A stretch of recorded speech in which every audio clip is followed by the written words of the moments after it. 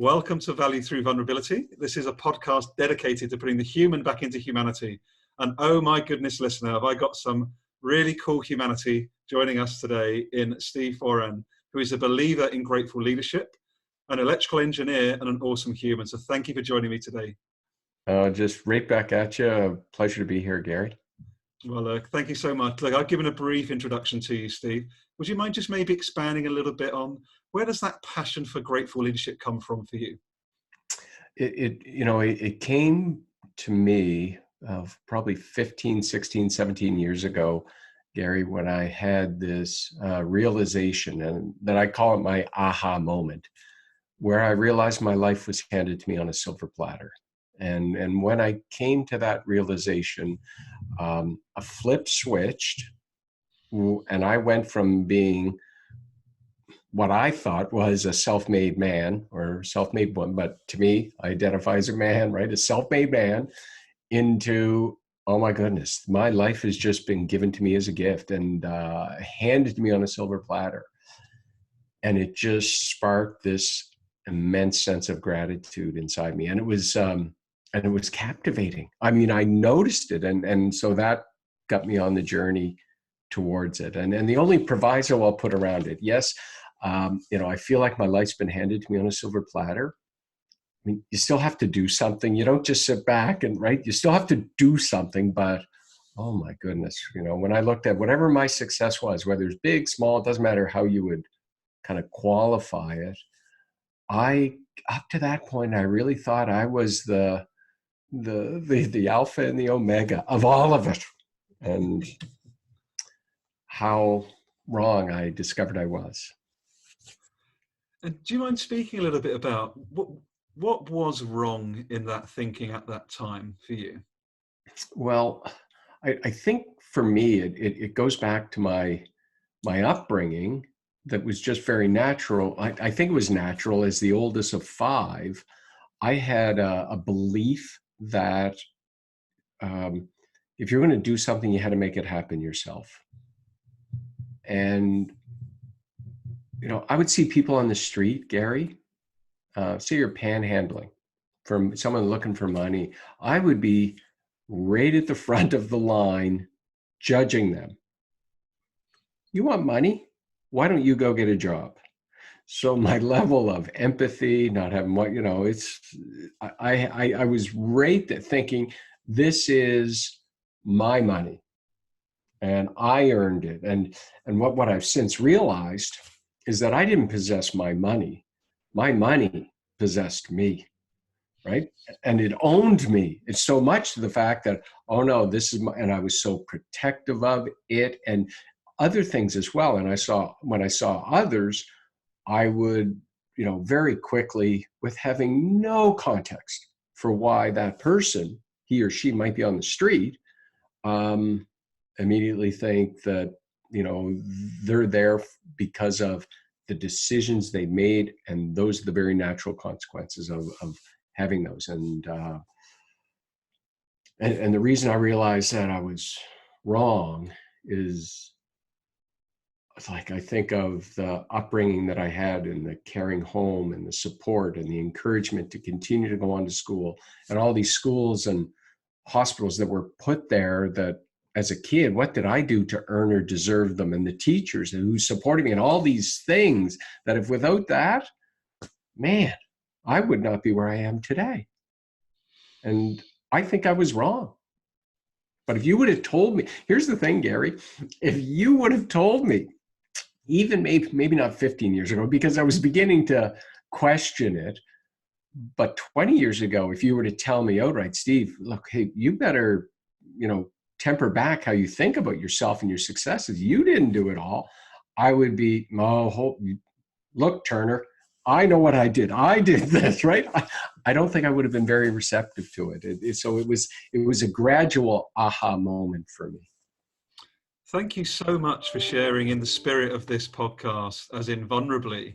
Like, for you to be so honest and to own that narrative that you were telling yourself back then is really inspiring, Steve. So thank you. It resonates with me personally as somebody that was on that path of never enough, need more money, need the job title, that I identify with things outside of me.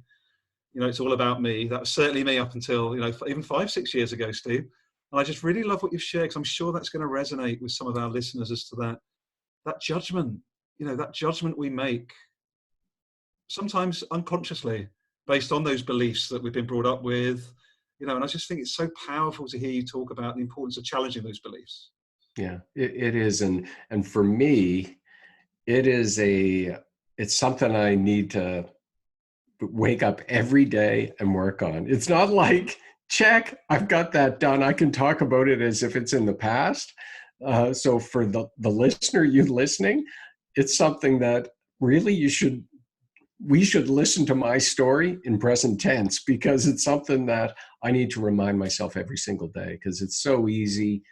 I get cut off in traffic to impute some negative intention on the guy or girl that cut me off and judge, and just like, Steve, relax here. Yeah. Oh, it's beautiful. Probably a really good time actually to mention that you've written a book called Surviving to Thriving, and clearly you're speaking beautifully to the name of your book as part of your own journey. And I've got to put a shout out to our mutual friend Kevin Monroe, who connected us originally. How was it for you writing that book, Steve? How did it sort of impact you actually going through that writing process? And what did you learn about yourself maybe going through that writing process? Oh, thank you. I guess the one of the things I learned is that I could do it. But because I like this idea of writing a book, it had been probably banging around in my head for 6 or 7 years, and I think I doubted whether or not that I could do it. Not that I could write 45,000 words, but 45,000 words that were somehow meaningful around gratitude, and the gratitude would be, there would be enough there to write about. And so no question, I learned about that. And I also learned that as I was writing it, and I used lessons from my own life, that some of the stories in the book happened while I was writing the book. So I was able to apply what I was writing to my own life as I was going through it. So I was able to use some examples over the year of 2018 while I was writing it to be in the book. And it just reinforced that this idea that, we're on this journey together in mastering and being the best versions of ourselves. And not that, I need to be as good as you, Gary. No, I need to be the best version of Steve Foran that I can be, right? And that's really what I try to remind myself, in terms of, if I'm going to compare myself with the aspiration of who I'm trying to become every single day, not you, or not anyone else in this world. And then one other thing that just reaffirmed me so much was when my wife read the book. We were on vacation, and I've never seen her read a book so fast, and she was quiet. I didn't ask her any questions about it, and it was the first printed manuscript that I got back, and I didn't show it to her the whole time that I was writing, and she always wondered why. And when I picked it up, we were on vacation in California, and so I gave it to her, and she started reading it in the car right away. And I was nervous to ask her, "What do you think?" And I eventually did, when she was like on chapter 9 out of chapter 10 chapters, right? I saw it towards the end. "What do you think?" And she said, "I really like it, Steve. I really like it." And that was heartwarming. Beautiful. What I really love that you're speaking to for me as well, Steve, is the things that you are grateful for, your journey, the gratitude of your wife reading your book. It's amazing, as you say, that actually we are what we are because of the community and the people that surround us. It's actually in community and in connection that we thrive and that we grow. We don't do it in isolation. And that's really coming through loud and clear from your communication. Yeah. I mean, we see it in, you really do. I mean, gratitude, we can work on it on our own. What I notice in myself and in others, when it's done in community or with others, it amplifies it. It's like it's on an exponential, the impact of it. And it's not just because of the impact, because impact can sometimes, as an engineer, I can make it seem very utilitarian, transactional. You know what I mean, Gary? So gratitude is not, to me, it's not about this transactional, you do this, you're going to feel X% better. Like that can be very transactional. Gratitude truly is something that is transformational, that enables you and me and you, the listener, to be able to transform how we make sense of our lives and the lives of those around us and the world in which we live. And then ultimately, in my view, how we show up as a leader, how we show up as a human being every single day, or whether it's at work, at home, and in our community. Do you have any examples, or maybe personally, or from any people that, while you were writing the book, Steve, of real shifts that people experience by starting to be, experiencing gratitude more, or maybe practicing gratitude more often? Are there any particular stories that you're able to share with us? There was a client I worked with a number of years ago, a CEO of a company, and he was going through just probably an 18, 24-month period of this serious health challenge that was not life-threatening, but had a huge impact on quality of health or quality of life. And, and in the process of that, he lost one of his key executives. Markets, as they can do, go up and down. And so, there was a period of that where market was really challenging. And I remember every time I called him, I would ask, just checking in with them and seeing how things were. And he was, he was attuned to the work, obviously the work that I'm doing with gratitude and gratefulness and grateful leadership. And so he would begin every conversation with, his key executive's leaving. Well, I've got some skills in this area, and you know what? We have an amazing team here. He was able to refocus and just, from all the crap that's going on in his life, and not make that be the focus of his attention. And I know he was really hyper attuned to it when we interacted, but he shared with me, it's just like it really made a difference for him to be able to get through it. And the critical thing, whether you're the CEO of a company, or whether you're leading a scout troop, or whether you're organizing a soup kitchen in your community, is that you're leading and you're influencing others. And once we get into that negative frame of mind, we essentially shut down the executive function in our brain, and our ability to think critically, it pretty much disappears. And those are the times, you think about it, if you're going through all these health challenges at work and things, and finances, if bills are hard to pay and all this, that's when we need our best thinking, our best brain, right? And so being in a positive frame of mind enables us to do this. And anyhow, for this one individual, that's one example. But even, through my personal life too, you see that, and gratitude has this power to transform. It's amazing. And I've seen this firsthand. I've taken part in a couple of the gratitude challenges that yourself, Kevin, and Kat Hayes have put on. And I've felt the energy, the joy of people sharing, again, in community, how gratitude has served them. Including one of mine, which I know Kevin shared before, was I've struggled with gratitude. You kindly shared a vulnerable story. One of mine's been, I travel a lot internationally, Steve. And after being part of the gratitude challenge, listening to your podcast with Kevin, I struggled to walk up to the cleaners in the toilet at the airport and say thank you. I was conscious in my mind that I wanted to, but socially, my body froze.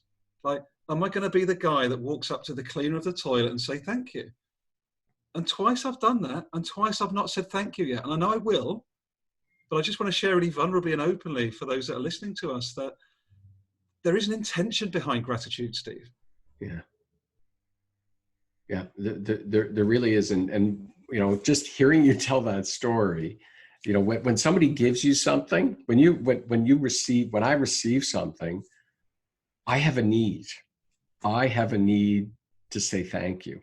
And what the neuroscience, what they see is when we're recipients of gratitude, there's some activity in our brain, and the neurotransmitter dopamine gets secreted, which causes us to want to, there's some addictive qualities to it. So it causes us to want to repeat things happen again. But dopamine also causes us to want to act, to do something. And the action that we want to do is we have this need to say thanks. We do, all of us, we need to express our gratitude. So to me, gratitude's like this two-sided coin.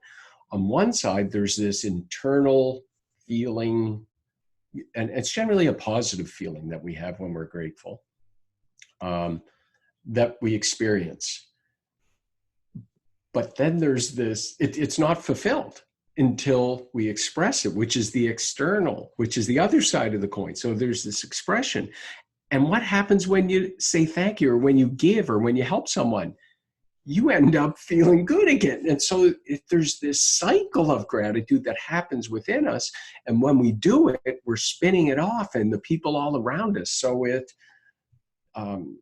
is this contagion. Is that how you pronounce it? Contagion that spreads? It really is. And, in the literature, they call it pro-social inertia. You do something good and it continues to build, and you build up this inertia that continues to spread pro-social behaviors, things that we would want that build a society. So interesting that you feel this need to say thank you, and until it's fulfilled, I suspect it's going to be quite cathartic for you when you do that. So, and you know what? I want to challenge myself to do that, and because I remember you posting about it. And I think for the listener too, that who is it that you might hesitate to say thank you to, but when you step back and think about it, I think this might be an appropriate place to say thanks and to do that. And for each of us to do that. And when we do it, boys, we're spreading out more positive good, and we're honoring the gifts and the good that other people contribute to the world. It's so lovely. And I'm buzzing as I do with every amazing human that comes on this podcast, Steve. So thank you for sharing so openly, because I think back, I'm laughing at myself because I can. Like, it was harder for me not to say thank you, because I could feel the energy rising up in my body. Like, it was a physical act to stop me saying thank you to those people who do a great job of keeping our toilets clean and safe at an airport. It took more effort to not say thank you. Yeah. It was bizarre. It was so bizarre. Yeah. And sometimes stepping out of our comfort zone. I remember probably 10, 12 years ago, I was meeting someone in a coffee shop, and in town here, just on the other side of town. And the owner of the shop employed a number of people that had Down syndrome. And one of the servers had Down syndrome, and he was very outgoing and just happy. And I walked into the store. I did everything I could to avoid being served by this person. And I went to another server and did things. And then I sat down and I had my coffee, and I was waiting for the person to arrive. And as I was doing that, I just was self-reflecting. Did you notice, Steve, that you didn't go to, why did you avoid that person?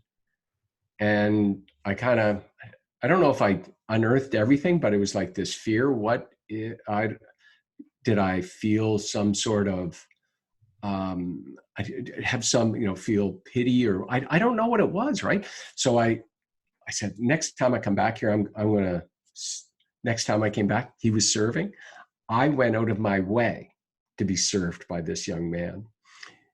It was one of the most uplifting, inspiring, and talk about just let the fear roll away and wash off you. It was just like, and I felt like, okay, this is something that I don't want to hide, that I did this, right? So this is a good place to talk about this. And I've shared this with other people, is that we can somehow have fears of people who are different, what we would describe as different than me.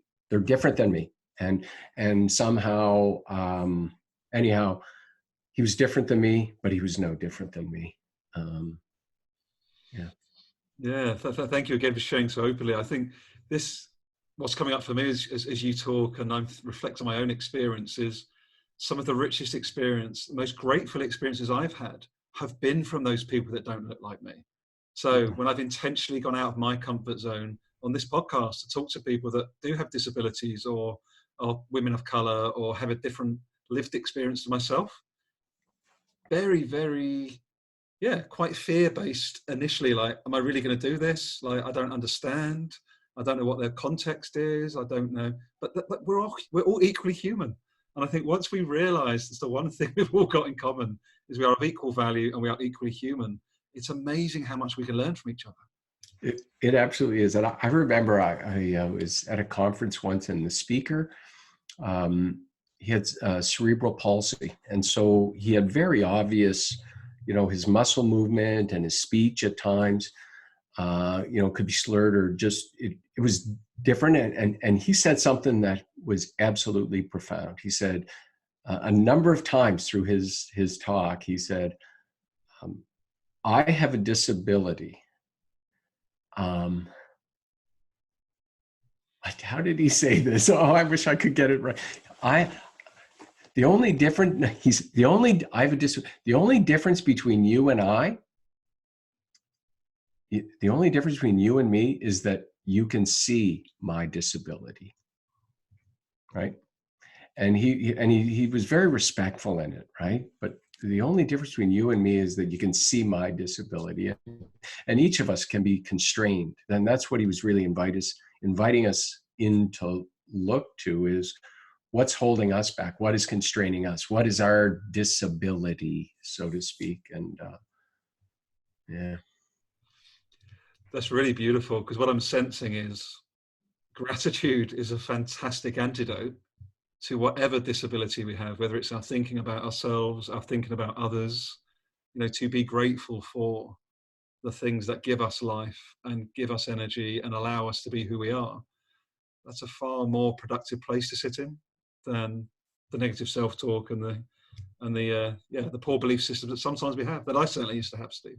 Yeah, gratitude is, accepting our giftedness as it is, to be able to stand into it and be grateful for the gifts and the talents that we have, and not to be jealous of the talents other people have or the ones that we might not have, but just to be able to acknowledge those, because each of us is gifted with dignity. No one human being is better than the other. At least I don't believe so. It's so, I can't ignore the fact that we mentioned a couple of times during this conversation that you're an engineer by background. So please, for our listeners and myself, Steve, join the dots between this deep passion for grateful leadership and being an engineer. Is there a correlation? Is there?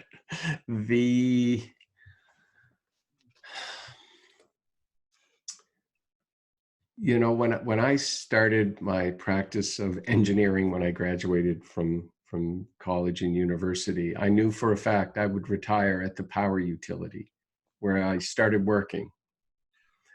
And because I saw it very clearly going forward. And if you would have told me back in 1987 that, 32 years later, I'd be on a podcast with a guy from the UK talking about gratitude and grateful leadership, I would be laughing. But as I look back, I can see how the path just wound its way there. And it does so gradually, by the people and the opportunities and the things that get placed in your life and the questions that we ask ourselves as we go. And there's no question that my engineering mindset informs how I approach grateful leadership. And this, you read in the book, and I've got the systems and the schematic drawing of how the brain works and how that's the engineer's take on how that brain works. And here's what I find amazing is that the book was, and this is a bit of self-promotion, but Inc.com named the book one of 5 positive psychology books to read for greater happiness in 2019. And I'm thinking, an electrical engineer writes a book on positive psychology? And it's a lot of it is just such common sense, though, and things that we would have experienced when we grew up, and as how we were raised, no matter who raised us. And that for those that are bringing up kids or raise kids or have children or see those, that we would naturally instill. So I don't think it's quite the disconnect as some people do, because engineers are seen as, very square in the box, do it this way. So I get to do yoga with my mind because of it stretches both sides of both hemispheres of my brain. That's wonderful. And I think I just love what you're also speaking to there, which for me is actually, it's incredible that these belief systems that take us away from being grateful are quite often socialized. So actually, the fact you're an engineer comes with a stereotype. The fact I'm a white male comes with another stereotype. And when we actually get below all of that polite BS, we are beautifully, equally human. I know we've both said it a couple of times, but I genuinely believe that. Yeah. Yeah, absolutely. Yeah, I was wondering what you meant there about socialized, but you're right. You're absolutely right. We can fall into that trap. And so building that practice and doing it in community is very powerful for moving us forward. Yeah. Well, look, as we look to wrap up, Steve, thank you so much for your time. You're an incredibly interesting character. And I tell you why I say that. You've taught for a decade ethical decision making. You have a master's, I believe, in, was it motivations for charitable giving? It's this beautiful quandary of absolutely awesome humanness. How did you fall into the teaching part? I'm really intrigued before we leave each other today. How did that come about? Yeah, I was finishing up my MBA, and that's right around my aha moment, right? So I was in a business school. I want, in early 2000s. And, so I walked into the dean's office and I want to do my research on the connection between gratitude and charitable giving, why people give their time, why they give their money, why they help others, why they serve. And I'm not the fastest. I'm not fast. So anyhow, it took me 2 or 3 years to do the research. And, but my faculty advisor, when I was done, she said, you got to stick around with school, and, you should be teaching ethics here at the school. So I did that for 10 years, and just, one class a term. And you just host these wonderful conversations with the young, most of them were young people that are stepping into leadership. And I've got a lot of hope for the world based on the conversations that we had over those 10 years. So. Well, before we get the details of how people can connect to you, what are you grateful for right now in this moment? I'm nicking a Kevin Monroe comment, which he uses a lot, but I love it. Yeah. What are you grateful for at the moment, Steve? The day we record this is the birthday of my daughter, Stephanie, and she turns 28 today. And I'm just grateful for the gift and joy that she brings into my life and to everyone that she touches. And tonight we're going out for some pizza with my wife, Stephanie, and our 4-year-old grandson, Max. So I'm kind of wrapped up in gratitude around that particular aspect of my family right now. And also grateful for this conversation. I always love having conversations like this. And I feel markedly more positive and inspired just being with you here today, Gary. And so thanks for it. Well, likewise, I'm super grateful for your time, and to Kevin for connecting us in the first place. So thank you so much for all you're doing, Steve. How can people find you if they want to follow up the conversation or learn a bit more about your work?